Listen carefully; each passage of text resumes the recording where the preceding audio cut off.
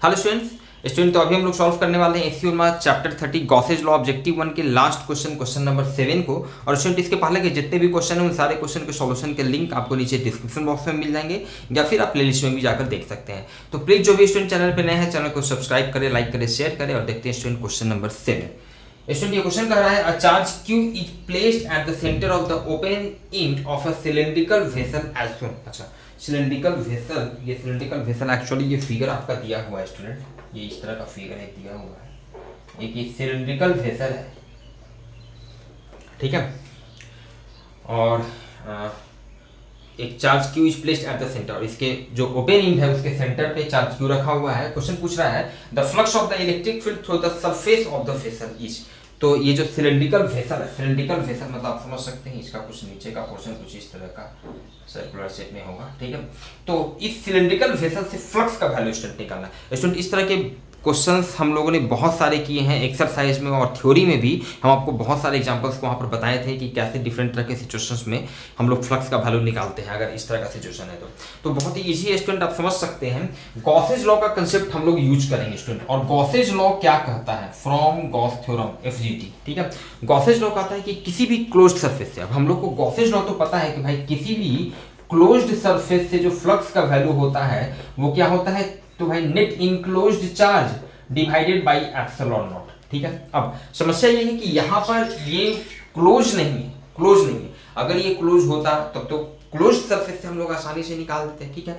तो इस चीज के लिए हम लोग इसको क्या करते हैं स्टूडेंट, इसको क्लोज कर देते हैं, इसके ऊपर वाले पोर्शन को भी, ऊपर वाले पोर्शन को भी एक इस तरह के सिलेंड्रिकल पोर्शन से क्लोज कर देते हैं। इस तरह से क्लोज करने से स्टूडेंट फायदा क्या हुआ? फायदा ये हुआ कि अब ये जो टोटल जो क्लोज्ड सरफेस है, ये जो टोटल मेरा क्लोज्ड अब ये जो शेप है, इस टोटल क्लोज्ड सरफेस से कितना फ्लक्स का वैल्यू है, फ्लक्स का कितना वैल्यू है, इलेक्ट्रिक लाइंस ऑफ फोर्स इस तरह से सिमेट्रिकली रेडियली आउटवर्ड डायरेक्शन में होंगे, आप समझ सकते हैं।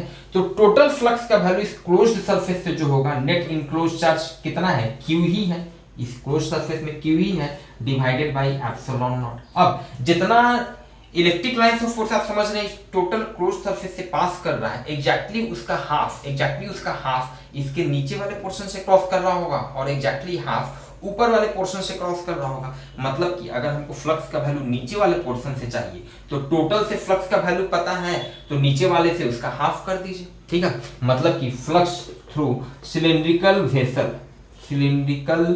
वेसल से जो फ्लक्स का वैल्यू होगा स्टूडेंट, ये क्या होगा, जो क्लोज्ड टोटल जो क्लोज्ड जो मेरा वॉल्यूम है उससे जो फ्लक्स का वैल्यू डिवाइडेड बाय 2 उसका हाफ कर देंगे। बहुत सारे इस तरह का सिचुएशन को हम लोगों ने बनाया है स्टूडेंट। तो this is Q by epsilon naught, ये टोटल क्लोज से है, divided by 2, this becomes Q by 2 epsilon not.